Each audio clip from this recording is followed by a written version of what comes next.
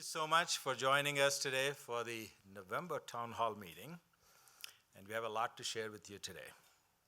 First, let me thank you all for actively participating in the 2030 strategic planning process. And it's coming along very nicely, and I think it's kind of going along with the deadlines we set ourselves for. So I think you're going to be pretty excited with the output, and we'll save that for a little later. But today, UCCS faces a more dynamic and competitive environment than ever before. And it's not just UCCS, as you know, higher education in general is doing that. So reduced state funding, greater competition for students, and increased costs have really hurt our budgets and have constrained us quite a bit.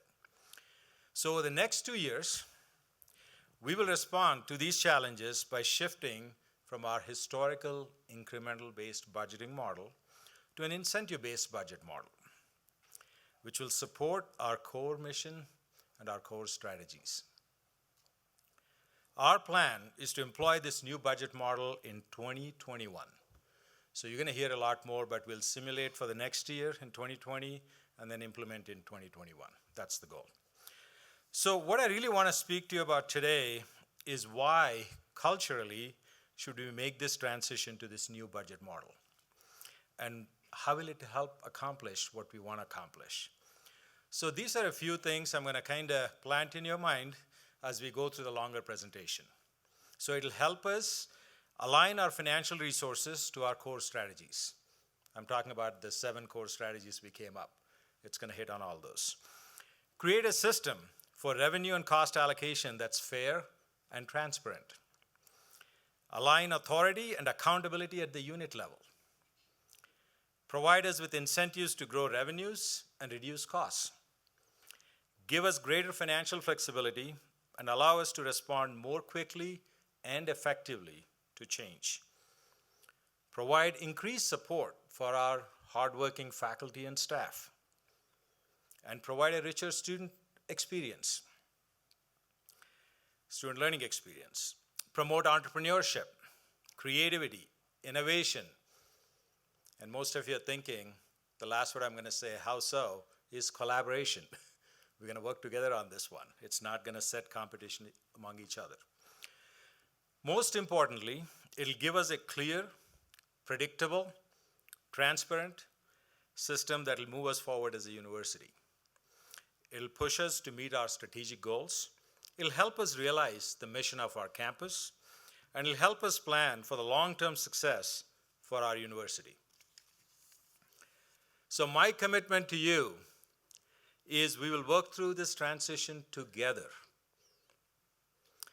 Your needs as faculty, staff, and students will be top of mind throughout the entire process. As I always remind you, it's the people that make this great institution. It's not the buildings.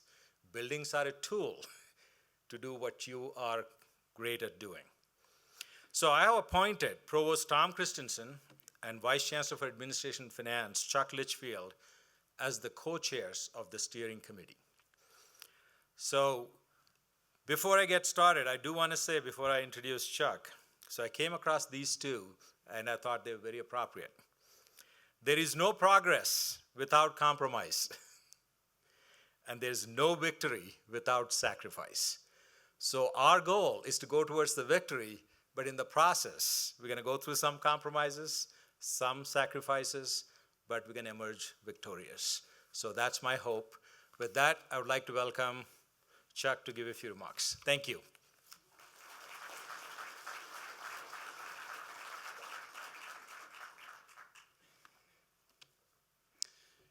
Good afternoon. Thanks, everybody, for showing up on a Wednesday. No snow, right? So that's good. Didn't have to make that call. Yeah, and the Chancellor thinks I have a jinx on that. Listen, a lot of you have heard me speak in different venues about doing this transition. And you've heard the Chancellor talk about this since he was inaugurated as the Chancellor. And so there's been a lot of buildup in this conversation, a lot of anticipation. And what we're here to do today is to start the conversation not about whether we would do this, but why we're going to do it, what we're going to do, and how we're going to do it. And I want to say a little bit about the folks that I'm going to introduce. So some folks have been very deep in this. The folks in the budget shop are here. Everybody stand up once, and I have one person to introduce. Oh, did they all run away now? Oh, they're all right, guys. Come on. There we go. So this has been a very heavy lift for our staff. Don't sit down, Enid. You got to stand back up. So Enid, please stand up. So Enid is our new Associate Director of Budget Planning. So one of the things that you need to know is we've brought in an Associate Director position to run this model and to run our planning process in perpetuity. This is not just a project that we're going to do and we're going to call it good. This is a thing that we are going to do as a campus going forward. And we're going to build and train not only our budget office, but the financial offices and all the colleges and working for all the VCs and everybody else who's interested in participating in this process. And we're going to have to train them. But one of the things that we realized over the course of the last year as we investigated this, we have a lot of people that really understand how finances work in CU. We understand how to run our budget process in response to calls for information from the regents. And we worked really hard to try and understand what a budget model transition would look like for our campus. Were we culturally prepared to do this? But we have now reached the point where we need some professional help to guide us through this transition, to guide us through the change, to help us do it right the first time, and to ensure that we have the right conversations as we go through that. And so the group that I'm going to introduce to you today and turn the floor over to is from Huron Consulting. And I have been talking with their principal, Andrew, who's going to come up for a minute, for over a year. And I'm picking up the phone and I'm calling Andrew right out of the blue and talking to him for 30 minutes. Well, what about this? Well, what happens when, universities have that? And I became convinced that the Huron team understood the challenges that were unique to us and that they had enough experience broadly across the country in facilitating these transitions that they could really bring the subject matter expertise to us. They've also worked with one of our CU counterparts up in Denver. So with all of that, I am really happy to say that our team members, working with the budget shop and working with the steering committee and working with all of you, are the Huron team. And I want to introduce Andrew Laws, who's going to come up and talk to you about kicking this thing off. Thank you much. I appreciate it. All right. Well, I'm glad to be here and appreciate the kind introduction. So you can tell from my accent, I'm from the South. I came from Mississippi, and today it is much colder in Mississippi than it is in Colorado Springs. I don't think that happens very often, but I didn't bring the snow with me. So I'm thrilled to have the opportunity to partner with Colorado Springs on this project. I have been at Huron for about 15 years, working with colleges and universities on financial issues, revenue enhancement, cost reduction projects, and resource allocation projects. When we think about budget redesign projects like the one we're talking about today, my team has worked with about 65 universities to facilitate these kind of transitions. I've personally been involved in about 50 of those transitions.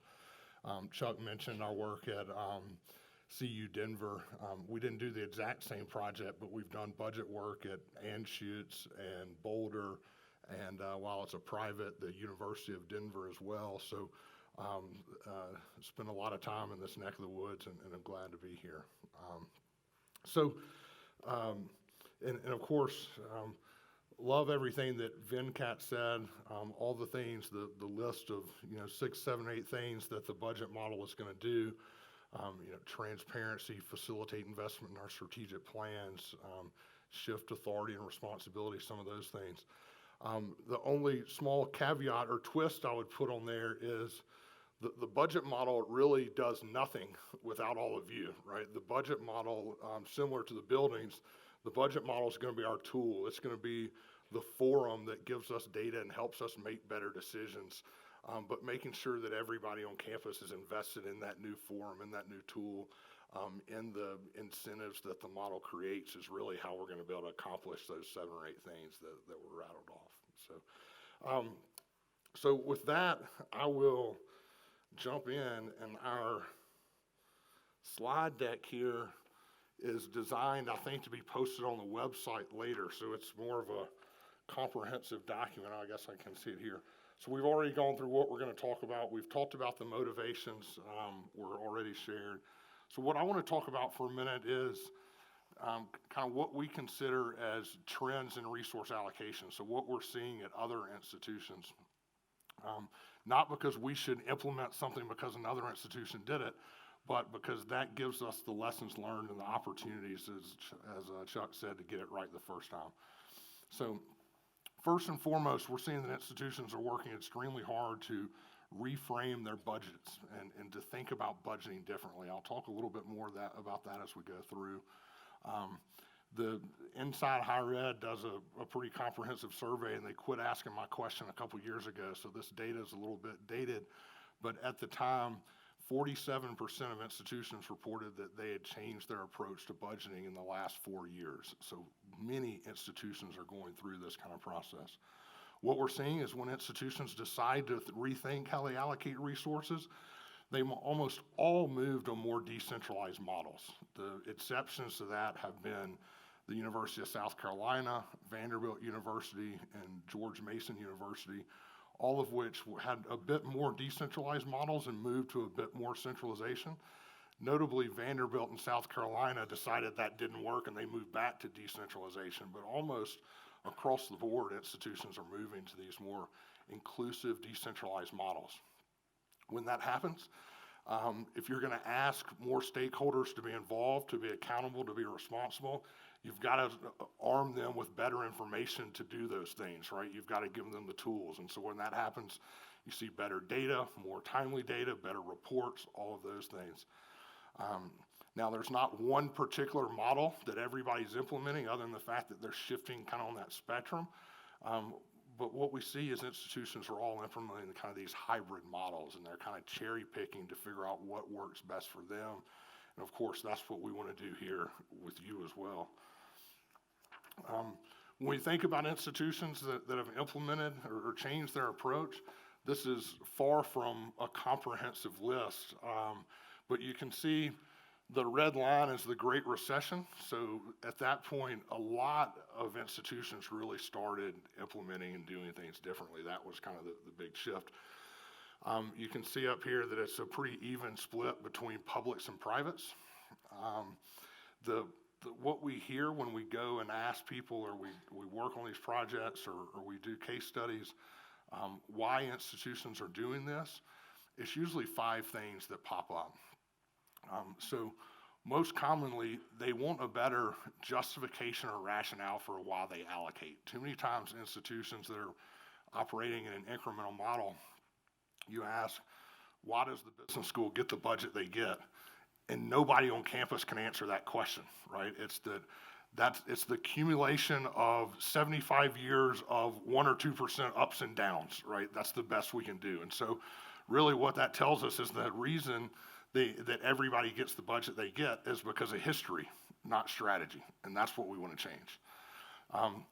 The second thing we see people talking about is transparency. They want to have a more transparent, more understandable model. And in this sense, transparency doesn't mean this 300-page budget book on the system's website that you have to be a forensic accountant to understand what means, right? Transparency should be this simple 1-page descriptor so that if I'm the chair of the faculty senate and I want to know how much money we spend on academics and how much money we spend on the bureaucracy, I can calculate that number in 30 seconds, know what it is, figure out those kind of answers, right? So we need a one simple, understandable, transparent model. Venkat talked about the challenges we're facing and the pressures we're facing. People move to these models to facilitate revenue growth, right? We simply cannot be a vibrant, healthy institution unless our revenues are more tomorrow than they are today, they're more in a year than they are today, they're more in 5 years than they are in a year. We have to grow. That doesn't mean we have to grow price or grow enrollment or grow, that part doesn't matter. There's lots of ways to get there, but we have to grow revenues because we have to be able to invest in our strategic plan. We have to be able to reward and provide for our team members, things of that nature. And so people do this for revenue growth. People do this to promote incentives for expenditure control. This is the kind of idea that most people in higher education feel like they've spent most of their career in kind of retrenchment and cost cutting, right? They can't remember a time when they weren't doing some kind of cost cutting. And so at many institutions, we're at a place now where everything we do is good, but we have to decide how much good can we afford and what is the best good. And so we think about incentives, we want to have that pieces there. And so those are the kind of things that we're seeing other institutions point to. This is a quick list of where Huron has done some work, kind of some of our budget redesign clients. I won't spend a lot of time on that. What I'll talk about for a second is this idea of reframing the budget model. So I talked about that a second ago, and this is a big piece of it. A lot of times when we go out and we ask people on campuses, tell me what you think about budgeting, or what is the budget process? We hear things like, well, it's an annual operation, the finance team does it, we get this few percentage up and down. It's this control mechanism, it's an inventory of expenditures. It's not a very attractive or flattering definition of what budgeting is. What we want to do is throw that out. That's really not what we're talking about. We're really thinking about it from, the real term would be resource management, allocation, and planning. It's just hard to say resource management, allocation, and planning 100 times over and over and over. So we say budgeting just for the slang, but we want to think about it broader, right? We want to think about budgeting as a way to operationalize our strategic plan, to understand our internal economy, to promote incentives, to provide us a measure of accountability, not the measure of accountability. Certainly there's other things that are more important. We got to think about our mission and all of those things. But we want to predict our financial statements, and we want to promote entrepreneurial activities. And so when we think about budgeting, what I'd ask is that you think about what's listed up here on the right side of the screen as what we're thinking about what we want to get to. Okay. In terms of what models look like to help us get there, I said there's no one model that everybody's implementing. We think about this as a spectrum of models, and so centralized on the left and decentralized on the right. And so the most common model is still incremental models. These are generally expenditure focused. They look at percentage revenues, ups and downs. Maybe there's hybrid components where a college or a school could get incentives for online or summer or graduate programs or something like that. But the majority happens through this kind of control structure, essentially. This is not meant to be a good or bad kind of alignment. Incremental models can be very good because they're flexible. You can invest in your strategic plan. One of the challenges, they have to be rebased. And so if you don't rebase them periodically, they can get stale. And that's what happens too frequently. If we move up the spectrum a little bit to a more decentralized model, you find yourself in a formula-based model. These are generally models that are funded based on input measures. So credit hours or head counts or faculty members or something like that. So we're trying to make sure the budgets align with activity levels. Okay, these can be good because it's important to align budgets with where we need to spend our dollars. They can make it difficult to differentiate between different types of activities, right? The cost of instruction in one college may be different than the cost of instruction in another college. The quality of the inputs may be different, where you have to invest in different ways, things of that nature. They can also be difficult to tie to your strategic plan since they're input-based, not outcome-based. And so people try to fix that by going a step further to performance-based models. These are very similar in that They're easy to understand. They're kind of data driven, but they're based on retention rates, graduation rates, research sponsorship, things of that nature. These can be good because they're easy to tie to the strategic plan. They can be bad because they require high levels of capital, so you have to make investments to get the payoff later, and they also can create downward spirals. So if you see performance slip, you get less money, it'll slip again, right? So trade-offs again. What's considered the most decentralized model is just a incentive-based model. Sometimes people refer to this as RCM, responsibility center management, would be a type of incentive-based model. These are ones that allocate out all revenues to decentralized units. They ask units to be accountable for their direct cost. They allocate out indirect costs, so costs for like space, facilities, HR, IT, things of that nature.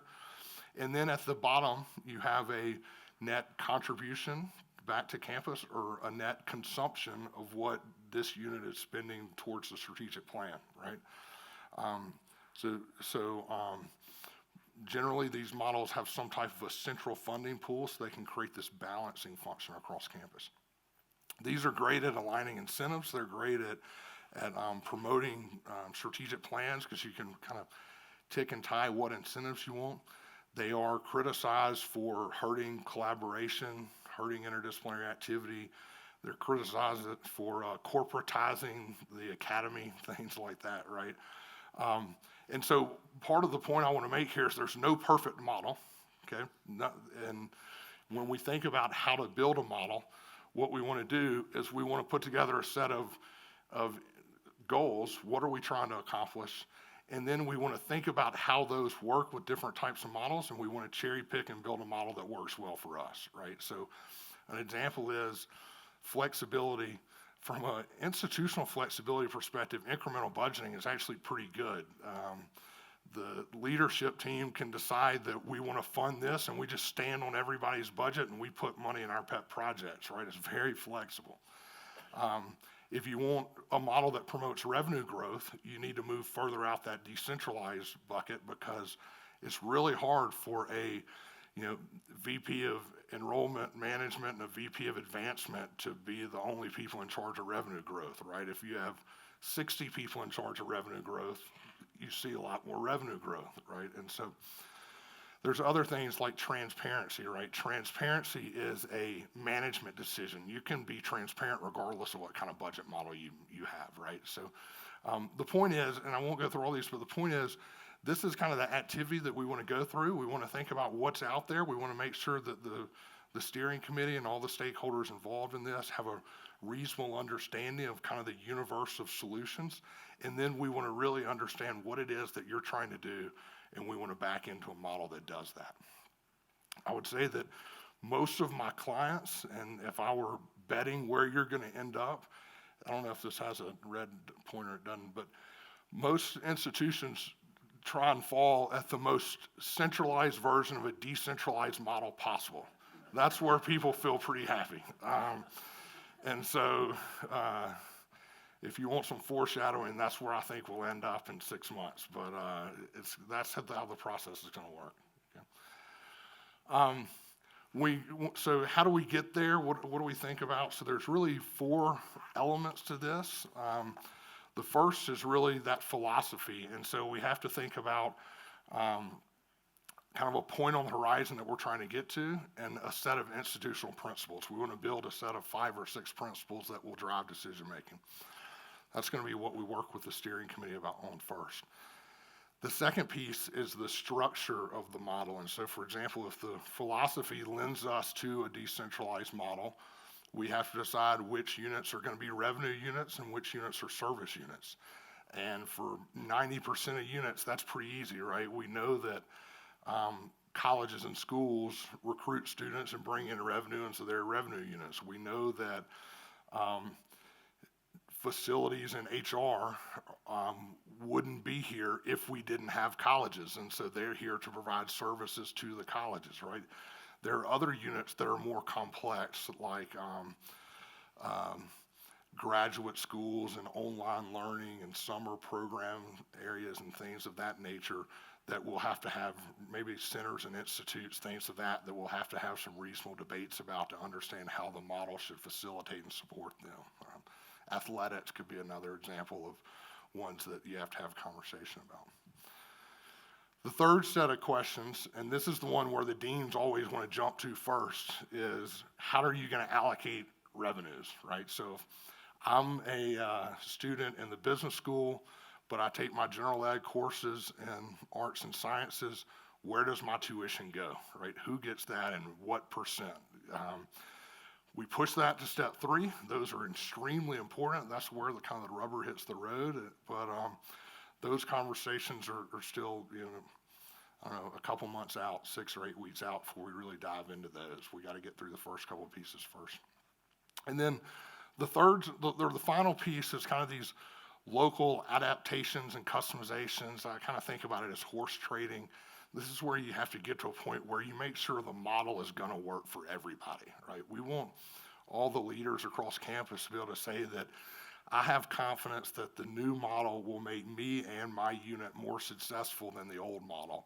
And that just means we have to iterate through things and make sure that we understand how each unit is unique, special, different, all of those things, and understand how the model can or should or will recognize those points.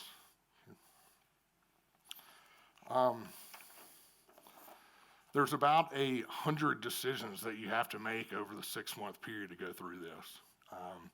I would say of that 100 decisions, there's probably only about 12 that really matter. The other ones you could flip a coin and you get to a pretty good spot. But there's about a dozen that matter. Of course, it's not going to be Huron's role to answer these questions, right? Our goal will be to facilitate how you answer each of these questions, right? So it's things like the tuition example. How do you allocate revenue, right? How do we think about other funding sources like grants, contracts, appropriations, things of that nature?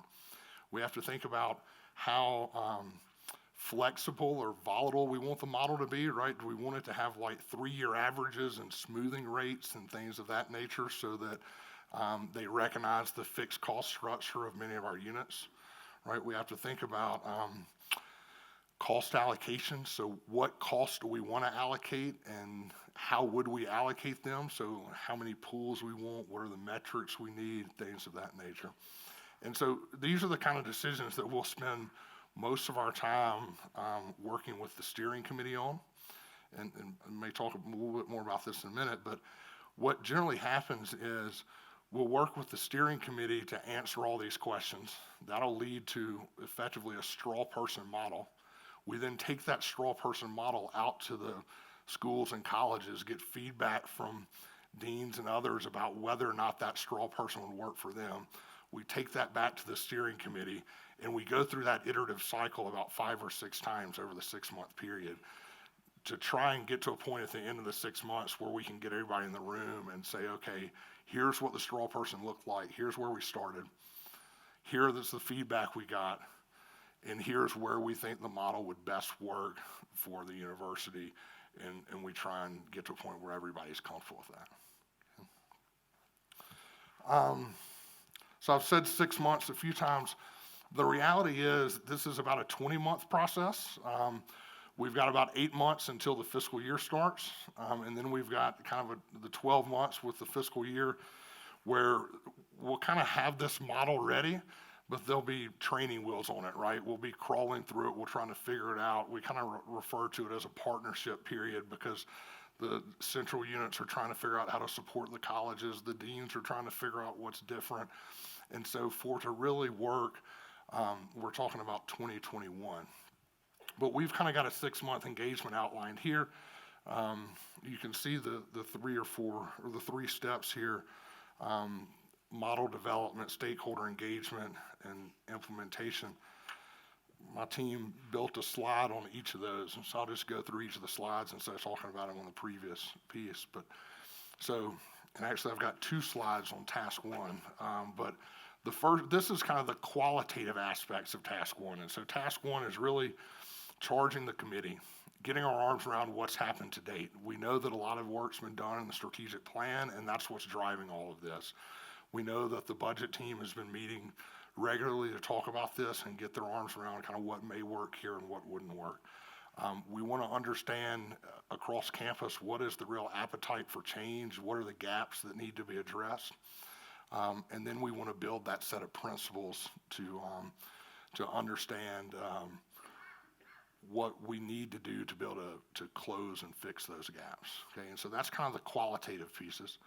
From a quantitative piece on task one, we've got to put together a model, right? We sit here and we talk all the budget model. You know, we need something that we can show to the stakeholders to get feedback from. So the way we do that is we start again with just the model structure, that first column. So we figure out where all the units would fall, where they sit, things like that. Then we would go through and we would populate that structure with existing data today with no intervention, no manipulation, no formulas, no algorithms. Just we know these are the salary costs that business has. We know these are the salary costs that arts and sciences has, et cetera.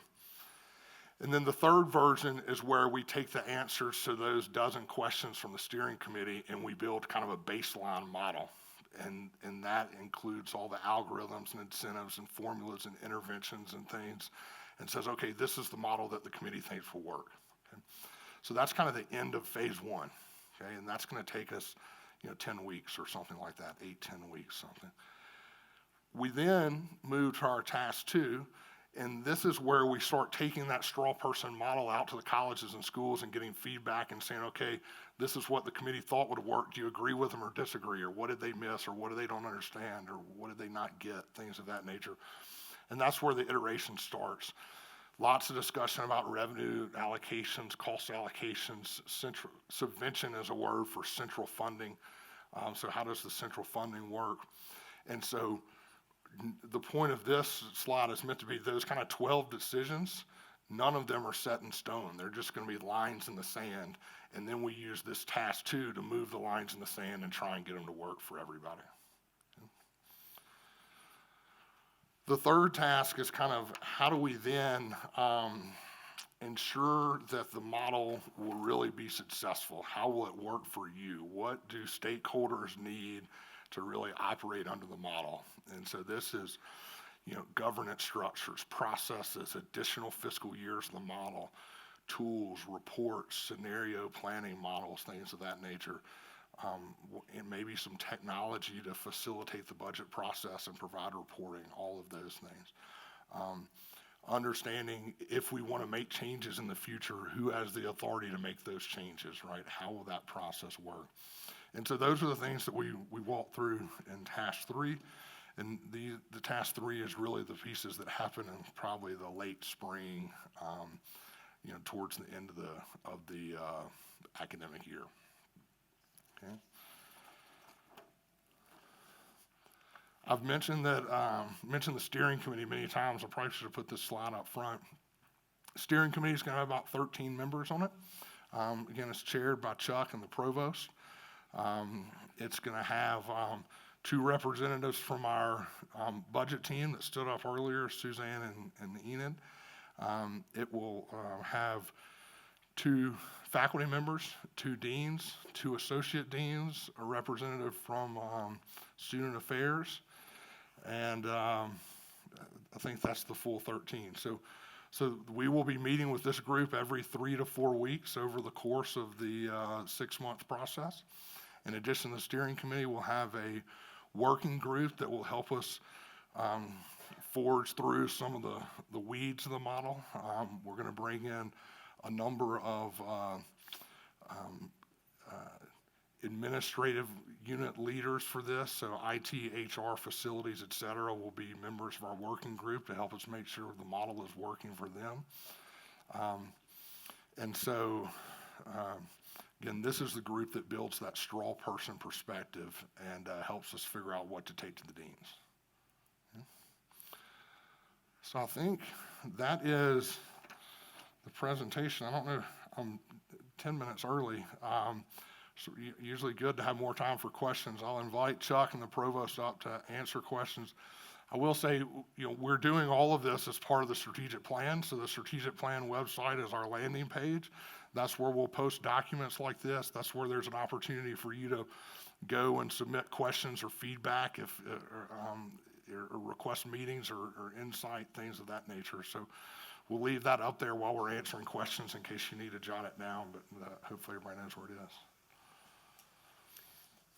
So with that, we're open for questions. I do want to say that this really is important for us to have your feedback, and I know this is a lot to digest if you're seeing it for the first time.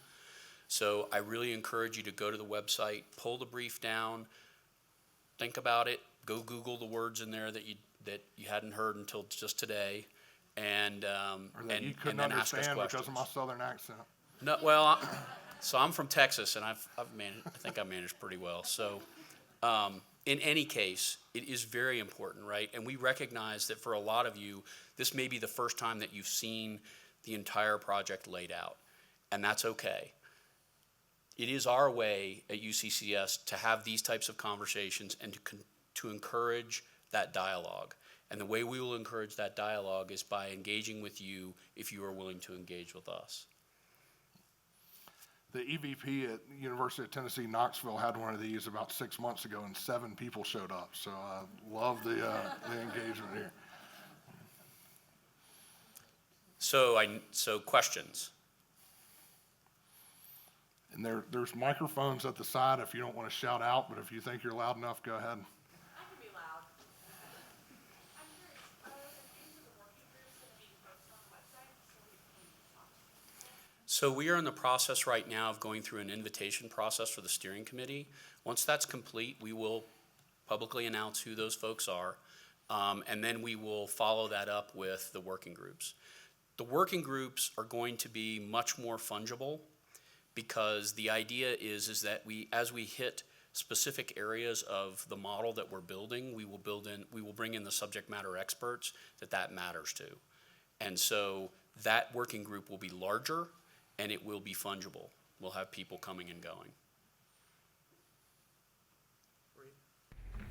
I'm Frida, I'm Chair of Economics, and I understand this is a new thing we've been presented with and are not sure entirely what to make of it yet. But given that we have these resources in front of us, one of the things I'd like to ask is, since this sort of model has been implemented at other universities, and we are thinking about successes, I'm imagining that there may be some units or areas of the university that were not necessarily more successful than others. And I'm wondering if there is a systematic pattern regarding which types of units or areas perhaps did not achieve as much success than others and perhaps were resistant. So there's, again, been a lot of institutions that have gone through this. There's been a lot of literature, research, et cetera, done on how they were successful or not successful. Because of the difficulty of finding a control group, it's very hard for those to be analytical. So most of them are case study based. One of the best ones, if people want to read about it, is a guy named James Hearn wrote an article, Incentives for Managed Growth, and kind of goes through a number of case studies and talks about successes. What I would point to is generally what you see as success, the first thing people talk about is it greatly enhances the understanding of kind of how the university works and how decisions are made. The second thing they talk to is it greatly ensures that we're tying dollars to the strategic plan. We third hear about the overall size of the pie growing. And then we fourth hear about that the slice of the pie that goes to mission critical items, academics and research, gets bigger. So as a percentage of the pie that grows. What you asked me about is really the flip side of that, right? What doesn't work. I have not found anything that would suggest correlations in functions or disciplines where it doesn't work. Where it doesn't work is usually environmental or personality based, right? And so I joke with provosts sometimes that when we go through this model, we've got some deans that are so ready to go and so ready to get involved, you've got to lasso them and tell them to slow down. It's going to take 18 months. You've got other unit leaders that you've kind of got to take a cattle prod to and say, here, go do this. And so there is very much correlations in those types of things, whether people are willing to dig in, lean in, respond to the incentives, think about how they can manage, run, and control their units differently. Decentralized models don't work for people who are comfortable with consistency and they want last year's budget and they would just prefer to have a guarantee and not have surprises. And so those are the kind of places where you could see consistent strengths or lack of progress. My experience with budgeting is my money comes in, my money goes out. It's a very basic question. What unit are you from? So I'm in student support with academic advising. So my question is, you're talking a lot about the colleges.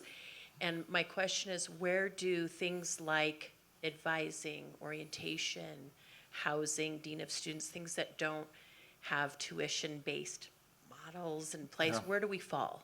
Yeah, so again, we've got to make all those decisions for Colorado Springs, but how that works at other institutions is some of those that you routed off like housing are usually revenue generating units, right? The traditional auxiliary is housing, dining, parking, et cetera, transportation, bookstore. Academic advising and those kind of things are considered support services. And so when you think about money in and money out, what happens is those units are not incentivized to necessarily grow or to get revenue like a college or school would be. Those units are incentivized to optimize service levels. And so we want to think about how much advising do we want? How important is advising? How much are we willing to spend on advising? And we can only make two decisions. We can decide that we want better and more advising and we're willing to spend less on it, or advising is no longer important to us and we're willing to cut it 10% and have less advising, right? And so what we want those kind of units to do is be able to facilitate back and forth conversations, have a seat at the table, have part of that data, and to try and match service levels and funding levels. So that would be the case for career services, advising, most of the student support kind of areas, and then in many ways, a lot of the other administrative facilities, IT type areas. Quick question on the steering committee makeup. I noticed that there's a recommendation for faculty assembly to be a part of the steering committee. Is it? I don't want to make it larger, but as far as staff association goes and general staff across campus, is it possible for us to recommend a staff member to be a part of this too?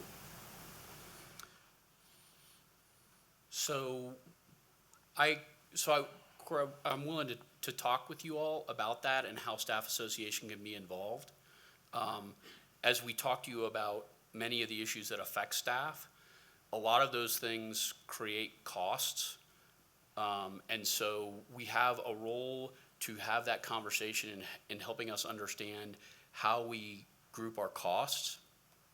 The focus of the steering committee is really on answering those questions, and in the attempt to make it as flexible and responsive to that straw man build, we wanted to keep it small. And so in the balance, it felt really important to include the faculty as part of the front end service of generating SCH, generating revenue, which is so important for us. And that the idea that the support units will have their opportunity to voice how they contribute to that really will occur with the working groups. And so that was a real definer for us. It was also important, though, that we understood that there be a representative from the support groups. And so the representative from student affairs and auxiliaries, and in my role, will play that. And then the degree to which the financial staff that may be picked may also be part of staff association or may have played that role at some point will be an opportunity for that voice to be heard. So we did think about it. even though you don't see it up there. Just going off of what you just said, since the faculty are the ones who are on the front line with our customers, I want to put it that way, why not have more faculty on this? Why not have faculty from each college? And this seems like a very small input from the faculty. So the way we generally think about this at institutions is we want to make sure there's a lot of academic representation. So deans, associate deans, faculty. I'm a faculty member at Vanderbilt, so I also understand anytime you also have an administrative duty, you're no longer considered a faculty member, but we do want a lot of academics on the committee. The other thing we want to do is we want to, I mentioned we're going to meet with the steering committee every 3 to 4 weeks. I joke with my project manager, Glenn, stand up. He's not allowed to eat, sleep, or see his significant other until everybody's happy. And so if the faculty senate wants to meet with him for breakfast every Wednesday morning for the next 6 months, he will do that. And so we want to have lots of engagement. But again, we've got to have this committee be a reasonable size group, but we can involve faculty in several other ways. That's what I would recommend. I'll just chip in with a couple comments here too. One is that of the 6 people in academic affairs who you see there, the 2 deans, 2 associate deans, and 2 finance people, those will come from the 6 different colleges. So each college will have representation on the steering committee. And then, of course, as we go through this process, there'll be a lot of opportunities for feedback from places like Faculty Assembly and other organizations too. Hi. Emily Scott. Emily, one more part of the answer right here, I think. Let me get the mic. Can you hear me? Okay.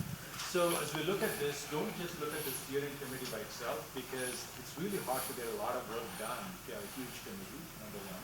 You need to be flexible and moving fast. And second, you can have a lot of working groups. And we can engage a lot of people across the board in those working groups. And just like I said, if things are not working, we'll readjust. This is not lockstep. This is our committee. This is our campus stuff. This is not installed by somebody else. If something is not working or some representation is seriously lacking, we'll make those changes. So I don't want you to get locked in, this is it, because at the end of the day, we want this committee to work pretty hard. Really come up with models that make the most sense to us. But we'll certainly encourage you to help with those working groups. As we find things, we're going to reach out to you and talk to you. So it's really important for this committee to be small, so it's really exact. Okay. Sorry, Emily. Oh, fine. Chancellor. Chancellor gets the word. I'm Emily Scott, professor and chair of Geography and Environmental Studies, and I have 2 questions. My first question, sorry, I dig into the weeds right away. Just sort of, that's where my brain goes. You mentioned a model structure, an actuals model, and a pro forma model. And I'm very curious about the actuals model. And I'd like to know more, and I think other people in the room would like to know more about that, because right now we're going through some pretty significant conversations about budget cuts this particular year. But it is sort of an unusual moment. It's not a trend over time of what we've been doing over the last 5 years. So I'm curious if that actual model is going to be a trend, like a combination of 5 years worth of data, or are we basing it purely on the 1-year trend? And my second question, let me just do it so that you guys can answer. I would really love it if you would tell us some of the 12 decisions that matter. That would be helpful for us to know so that we can think about that more seriously. Thank you. Great. So I'll go to the second question first. These are the 12 decisions: philosophy, structure, tuition, et cetera. So you can be reading them while I'm talking about the other ones. But and again, we'll post this on the website. The actuals model, and so it's important to note that as we talked about, the budget model is supposed to be a a tool for decision making. It's a forum for decision making. We are not, as this process, going to look at anybody's budget and evaluate whether or not it's appropriate, reasonable, or correct. This process is not going to yield recommendations to increase or decrease a single budget across campus. Now, of course, we wouldn't be doing this if we didn't think the incentives would allow us to increase budgets over time. So that's the first piece I would say about the actuals year. So the second thing I would say is we use the most recent fiscal year actual to build our kind of straw person model. The reason for that is if we use a budget model, we have to spend too much time debating and fighting about the validity of the data, right? Budgets are a bit fungible, actuals are actual, and so they're easier to get to. So we do generally go through this planning process with 1 year of data. And then what happens is during the infrastructure build, we would add additional years. And then during that first year, that partnership year, we would add more years. And so that gets us to the trend period. But again, this process is not about determining anybody's funding level, right? This is about creating a better forum for making decisions. So as you look at building the actuals, is it going to be a model that allows us to see how actuals in terms of individual items map? Because one of the questions that's often hard to understand is what gets rolled up when you try and build that summary budget, right, for the different groups? Yeah, so he didn't have the microphone, so the question was, will the model be something that allows mapping back of actuals so we can really see how various expenditures or revenues fall into different buckets? Is that fair? And so I mentioned part of this, there is a technology component to this, and so the university's not made a final decision, but is in the process of evaluating a kind of a bolt-on cloud-based tool for modeling and budgeting. And again, there's a lot of stuff we have to figure out over the next 6 months, but generally speaking, when institutions implement those, there's a number of stakeholders across campus that have access to those, so like college business managers, unit business managers, things like that. And all of those reports will have drill down capabilities so you can flow up and down and see the details of that. And so as we first get going, our actuals model is nothing more sophisticated than an Excel model, and there's pivot table driven and stuff, so it has drill down capability, but we usually don't share that with 700 people, right? Once you get to the technology infrastructure build, there will be more people that have access to do the drill downs, the mappings that rolls up. So Terry, can I follow that up with a question? So what I hear you saying based on my short experience here is the frustration that a lot of deans have given back to us in the budget shop about the use of sources and uses and whether that's actual data or not, right? So we are not using sources and uses as a representation of those actuals, right? We do report out our actuals every year through a series of expense categories that are pretty much universal to the industry, right? So when we talk about actuals, we're gonna build it from that perspective, matching into the way that they produce that first column in that slide with the actuals. So, you're nodding at me, so I'm saying it's not sources and uses, which I know is a great source of concern. I see two of the deans shaking their heads. So if that wasn't what you were asking, maybe you could rephrase. But I wanted to clarify that. So it wasn't sources and uses, right? It's actually very hard. I have my salary split in 4 places, right?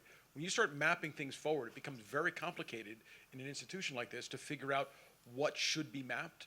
And when you start doing that over large cases, there can be lots of errors that happen. So understanding where that's happening when you have, and as I represented, a multidisciplinary program, that can be very complicated.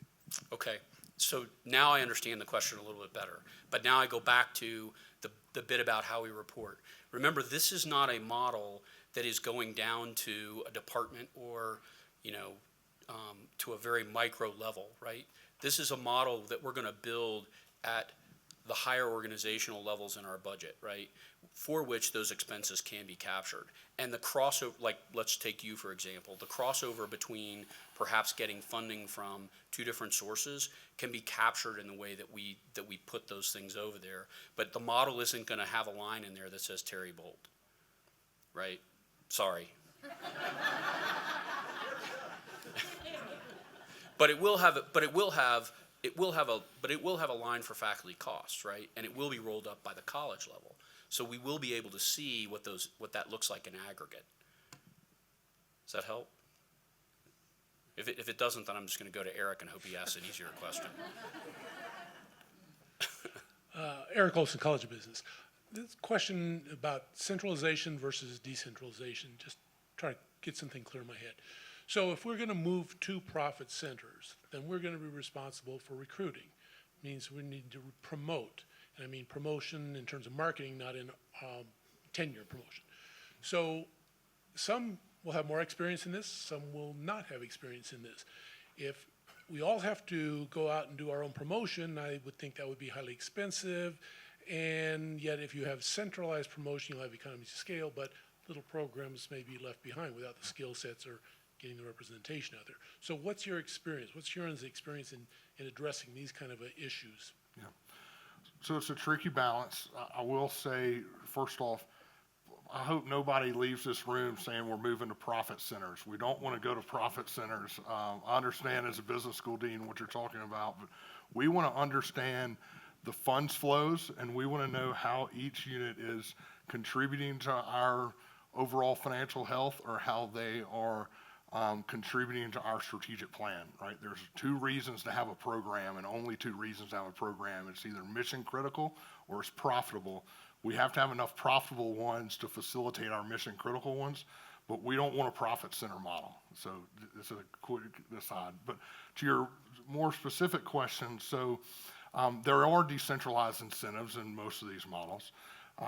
There are lots of times concerns about suggesting that we're incentivizing something that the person being incentivized can't control, right?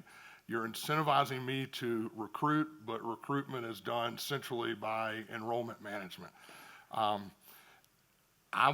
don't believe it's that black and white, right? I don't think that our football coach shows up at orientation and picks the 22 best kids to go be on the football team. I think they're involved in recruiting. I think that's what deans and chairs and others need to be involved in.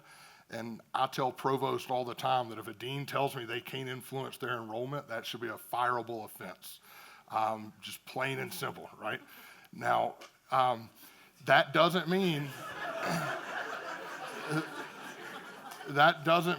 that every dean should have their own recruiting team, right? But it does mean that they need to be mindful of that, and more specifically, it means that colleges and schools need to make sure that they have market relevant programs, that they have programs that are in demand, that they have programs of reputation, and that they have programs that are attracting the students that we want to be part of our community. And so that's how I think about it, and that's how we try and balance the central and decentral mix of that.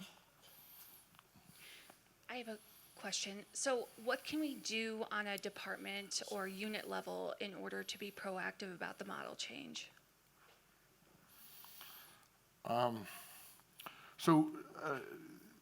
Something that Chuck said was that the model goes to the college and school level. We think that's appropriate.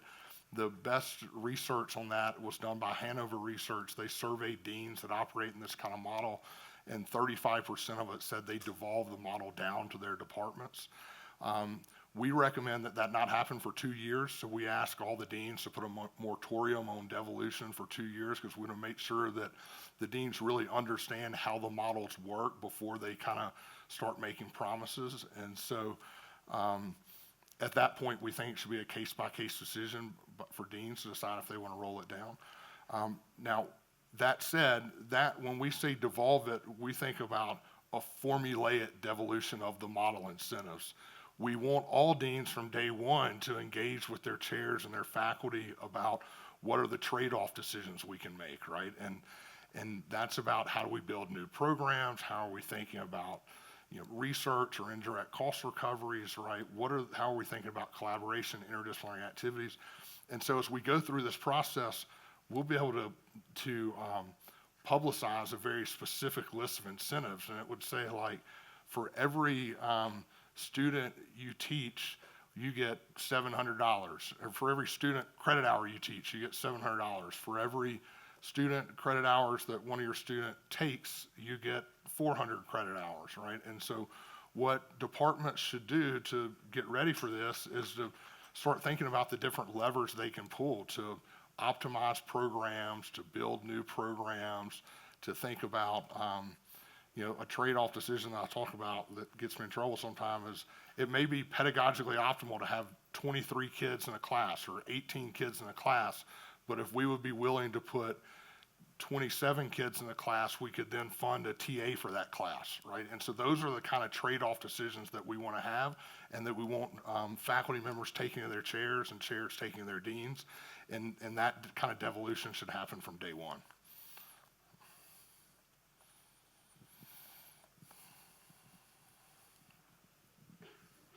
Missy? There's a mic right there, Kelly. I'm Kelly Klebe, Dean of the Graduate School, but my question semi-follows off of Eric's about the resources needed. So if we as a campus move to a more incentive-based model instead of the incremental model, what are the training, staffing, types of things that are needed so department chairs, if it goes down that low, and dean's offices, associate deans, need in order to implement this model appropriately in a positive way, so, and resources for that? So the primary node that has changed the most is the dean role. The second most common is the kind of the dean business manager support role, right? And there's pretty significant change there. And what we need to be able to do is provide those individuals with the tools and resources they need, right? So they can say, okay, if I'm thinking about a new program, I need a very simple model that I can say, okay, it's going to have this many students and this many faculty members and this many so-and-so and so-and-so. What does that, how large of an incentive does that give me? Does that cover the cost, and what does it need to do to cover the cost? So we want to be able to provide those kind of tools. All of that happens in this kind of third task, that infrastructure development task. We would at that point launch working groups with all the business managers. We would start sharing all of those training materials. For any kind of cloud-based technology tool, we would do very hands-on testing and training with that group. And so, again, that happens in the late spring, but we would anticipate investing pretty significantly in those kind of activities. I'll chime in again. We do have a lot of learning to do. And some of that process is underway. I mean, when I was interviewing new dean candidates last year, and we hired Kevin and Don, I did warn them that, hey, we may be going through this process this year. And it was one of the things I was looking at when we were looking at new deans. And I'm doing the same thing right now with the business dean candidates, and will be with the LAS dean candidates. I'll also say that the deans, when we had our retreat this summer, went through a very similar list to these questions and key decision points that are up here, not trying to answer them specifically, but to try to discuss them and start that learning process, because the role of the deans is going to be a critical role in this whole thing. So even though for many of you, this may be one of the first times you've really been hearing any of this detail, we have been trying to start building some of the awareness amongst especially the deans and the academic side of the house already. So we'll keep working on that. The other thing we need is, if decision-making will be pushed down, we also need good data in order to make those decisions. So that'll be another thing we'll be exploring, is how to get good information where we need that information. So there's a lot to do in this next year or 2 years before we actually put the model in place. Right. And to the provost point, we have a lot of learning to do. I'll just add, so we're talking about this 20-month process. Case studies, but really the goal here is to kind of change the culture of financial management. And case study research would suggest that it takes 4 years for that to happen. And so don't anticipate, bam, we're going to slam this thing in place July 1st and all of a sudden the world's going to change, right?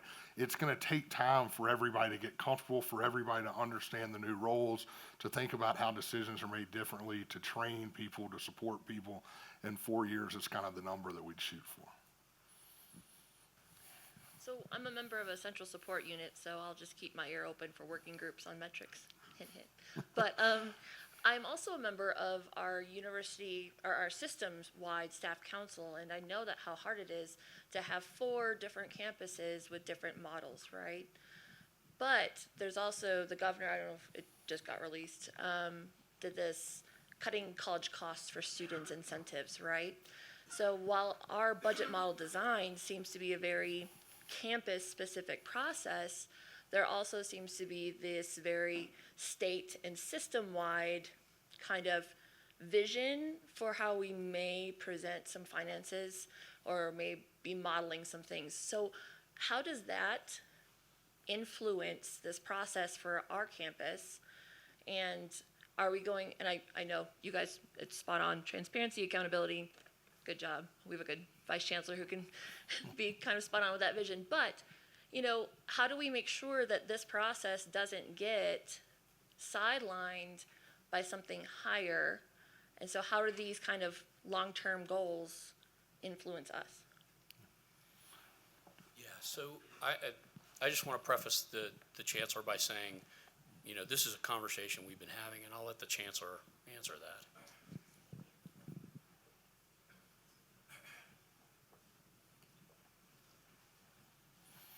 So I've seen that this morning when it came out. I think this is really good timing for us, that we're actually going on this path, because I would rather we control this path than being imposed and say, go get this done, and somebody imposes a model. I really think we're doing the right thing by going on this model.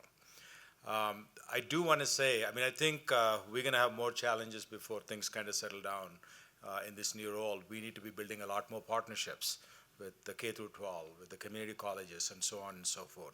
So all are coming. That means we all need to hang in together, that know that we can trust the system, we can trust the model, because this model is going to lead to increasing the size of the pie, but also will build efficiencies into it. Like we said, the incremental model just said, okay, if you did well and our revenues were good, you'll get some money. If you didn't do well and our revenues are good, we won't punish you for that. So we had really interesting ways of doing this stuff. But moving forward, I think there'll be a lot more self-discipline. I think colleges will say, okay, I see this, I'm going to work towards efficiencies, because they know that they can actually improve their colleges, offer new programs, and really work with their own folks much better. So I do think a lot of good things will come out of this, and we'll be well aligned with what's to come.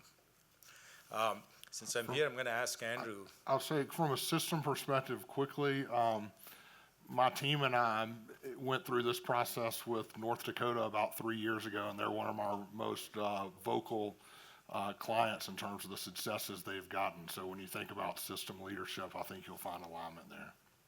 So Andrew, I think you shared a few things with me. I think the audience would benefit from that, which is, how many schools did you work for?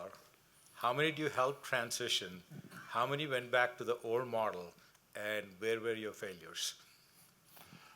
So, again, 65 institutions, zero have reverted back to centralized models. Now, I will say that not all 65 fully went the distance, right? The challenges are generally a loss of institutional will. If you feel like there's too much stress, there's too many other things going on with the institution to push this type of change through. I generally think about it as 3 different levels. You've got the president, chancellor level, then you've got the CFO, provost level, and then you've got the dean level. You really got to have at least 2 of those 3 groups on board to make this successful. And so we've had some of those 65 where you didn't have leadership alignment, and so we'd get 3 months down the path and have to vacate. But in terms of institutions that have fully implemented, none that I've worked with have reverted back. The University of Indiana has had this for 25 years. They do a study every 5 years to review it. It's faculty driven. Every 5 years they make some tweaks, but they always reiterate the benefit of the model. I love one of the quotes in it, again, faculty driven. The last one said, there are many barriers to collaboration at our university.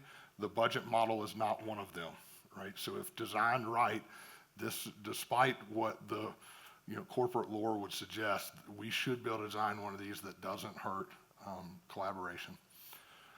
The last thing I would say, and hopefully I'm giving the same kind of answer you're hoping for, but the last thing I would say is the deans that I've worked with and the deans that have moved into these type of models tell me that they would never leave their institution and apply for a job at an institution that didn't have a decentralized model. Once people start operating in this type of model, they really like it, they resonate to it, and they have no desire to go back. Well, were there other points that I forgot about? No, I wanted them to hear that how many schools actually reverted back, because change is always hard. The way we look at it is, as long as the change is happening to you, I'm fine. So let's remember that change is a good thing. If change didn't happen, we wouldn't be here today. Those of us who have been here for decades, right? We wouldn't be where we are today if change didn't happen. And I think if we embrace this well, only good things are going to happen.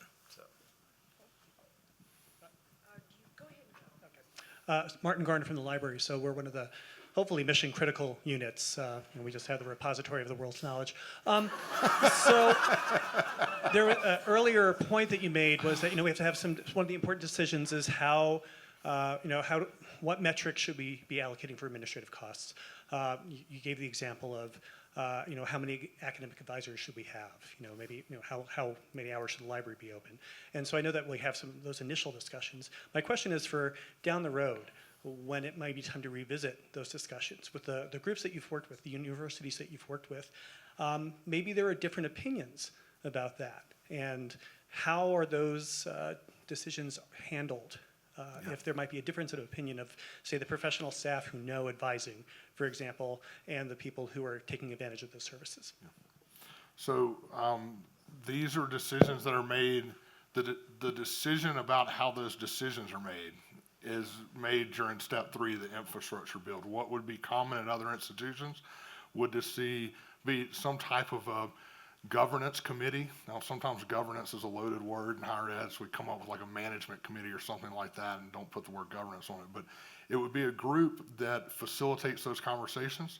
So as the person with the primary budget responsibility for the libraries, you would go to this group and you would say, here's the services I provided last year and I did it at this budget. Here are the things that are changing. This is the requests I'd like to make. Oh, by the way, here's how I compare to my peers via the ARL data and this and that and the other, and I would like this level of funding, and this is how it will help the university. That facilitates a two-way conversation. That makes sure the deans feel like there's no taxation without representation, right? The deans don't just want to sit there and get a bill from the library every year, right? They want to make sure there's this joint conversation between the deans and the leaders to figure out what it should be. And so that's generally how it works, and I would anticipate that something similar would happen here. The questions become, where on the spectrum between advisory and authoritative that committee is, who's on the committee, how frequently the committee meets, how much data all of those kind of things have to be worked out, but it would likely be some kind of committee structure like that. So we are getting close to the end, so we'll take 2 more questions. I see somebody's already got the mic, so we'll do that, and then I want to give the Chancellor a minute to kind of close. We will remain behind if there are other people who didn't get a chance to ask their question, and you can meet us up there. So we'll go one here and then one more. Thank you. Hi, my name is Jennifer Zahn, and I'm with nursing. So I have a question. I've kind of written some of my ideas down, so I'm going to be kind of reading off what I've written down here. So I'm interested to know how, or if and how it is being explored this way, opportunities for additional revenue generation via philanthropy or other resources, such as endowments, donations, foundations, grants, scholarships. So I understand we have revenue from tuition, we have other revenues that we're collecting, but I'm wondering about other opportunities for revenue that we could be receiving via philanthropy or other opportunities. Is that making my question clear? Okay, thank you. So I would say Huron loves to pride ourselves on the fact that we make customized recommendations at every institution, but at every one of the institutions I've worked for, I've recommended an all funds budget. I just think it's not possible to make good university decisions unless you have an all funds budget. And so what I anticipate we will do is build a incentive-based model that includes every one of those things, right? It will include, graduate tuition, undergraduate tuition, fall, summer, spring tuition, summer tuition, fees, investment income, philanthropy, research, indirect cost recovery, sales and services, non-credit course revenue, online revenue. Every revenue stream we can think of will be in this model, and we will work with the community to think about how we're promoting and incentivizing those revenue streams. So I think it's an extremely important aspect. Do you have time for one more question? All right.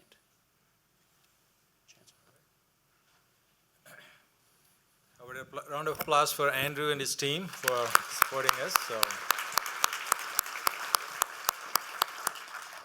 thank you, Andrew. So I'll make some random comments based on some of the things we heard. So the first thing you need to notice about the steering committee is the co-chairs are coming from academic affairs and VCAF. We didn't make the finance area as the primary area. That should give you a lot of hope as to how we are trying to build this campus up. That academic affairs is the core of a university. So we want to make sure that they play a key role in this because, like deans were mentioned several times, that they need to be working together. Also look at this as a very collaborative thing. I'm not going to see one college or two colleges take off and leave the rest in the dust. So I'm also asking our consultant to say, bring us models that we all go up together and we're not going to leave people behind. So I think that's always a big fear when we talk about incentive-based models. So this needs to be customized to fit our culture and the kind of things we're doing. We talk about public-private partnerships, right? Not every school does that. So that has to be part of this equation. So I do see that we're going to bring our culture into the model. I also want you to think about, I think this is a new journey we're going to start, where we're going to not just talk about money and budgets as, oh, that thing. But that thing is going to help us to accomplish our goals, our core strategies, our strategic priorities. I've said this to you before when we talked about strategic plan. A strategic plan without a strong financial plan or a strong facilities plan is not a real plan. That's just a dream. So we want to make sure that the financials are not spoken by themselves, but when you talk about financials, you're thinking strategy, you're thinking brighter futures. So that's the translation we need to make. And those who are concerned, oh, I'm a cost center. By the way, Chancellor's office also is a cost center, right? To think about the profit center. So we look at as support services, right? The IT, the library, the VCAF office, the Chancellor's office. They're support services. And at least we like to think we are somewhat critical to the campus success. So this is about we as individuals valuing each other to build a successful enterprise. This is not about us separating. Remember, I reminded you, we're not going to think in our own units. We're going to think from a broader umbrella. So I really want you to be excited about this. There'll always be anxious moments, but we're not going to leave you behind. We're going to work with you. If anybody's anxious, don't hesitate to write emails to the people you saw on the stage and say, hey, what's going on with this? And we'll be happy to get back to you and talk about it. We also have CU Denver that just went through this process, and so they're going to provide us a lot of information as we go through our transitions, how they work through their issues and how they can help from what they have learned from that. Also, don't forget, this campus has run on spreadsheets. Excel spreadsheets for this long. It's time to kind of take the next step and actually get a budget model that we can actually have a dashboard that we can actually see on our smartphones, and that you get data at your fingertips. That's where I want to see. Like if enrollments are moving in a certain way, admits are moving in a certain way, those folks who are involved should be able to say, hey, what do we do right now? So we need to have data that, I think Tom mentioned, it's very critical that we have the right data to make our decisions. But we also need to upgrade on technology. I do want to give out a shout out to President Mark Kennedy, who is supporting this venture in a big way. Because if we did this ourselves, I don't want us to be reworking it for the next 10 years, hoping to find the right way. When we bring in experts, they're going to get us started right off. And I'll bet you the investment is going to pay off in big ways because we're going to make fewer mistakes as we move forward. That's the reason. That's where you bring the experience in so that we don't make the mistakes. Not that we don't have smart people on the campus, but I would rather kind of execute the things that the plan says that's going to do. So that's very important.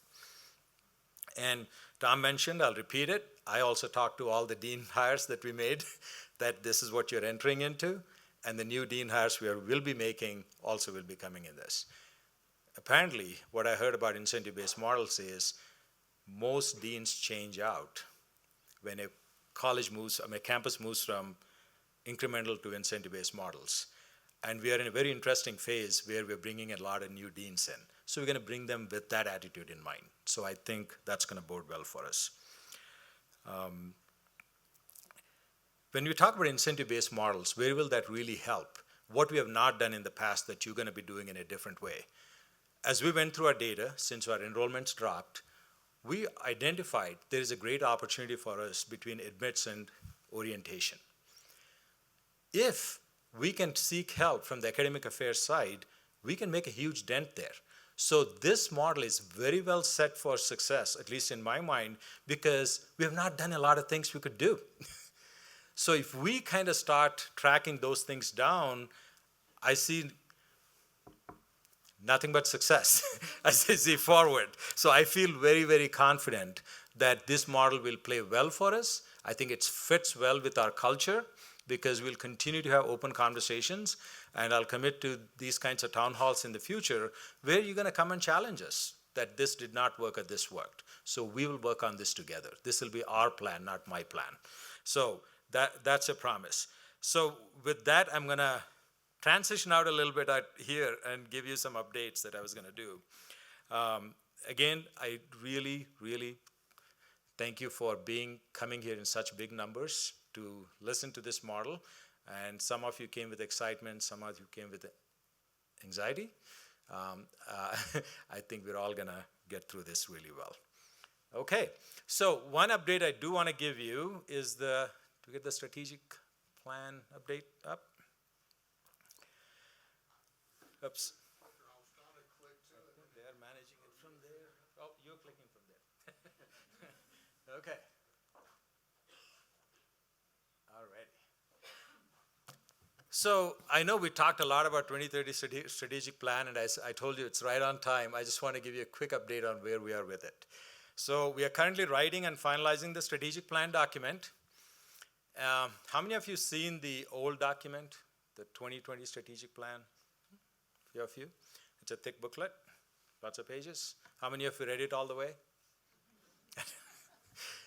So we want this strategic plan document to be read by every one of you.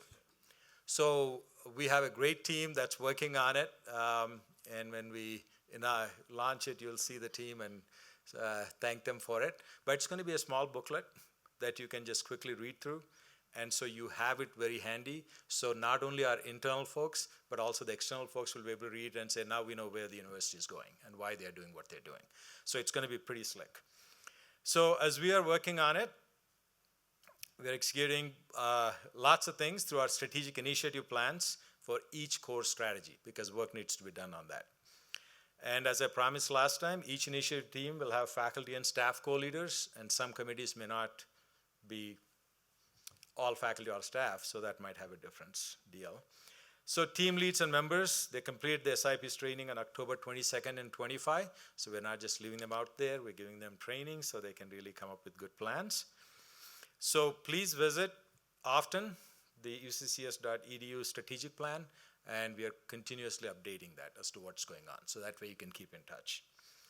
And my hope is to make a presentation to the Board of Regents on February 2020, and hopefully we can look forward to executing this plan from there on.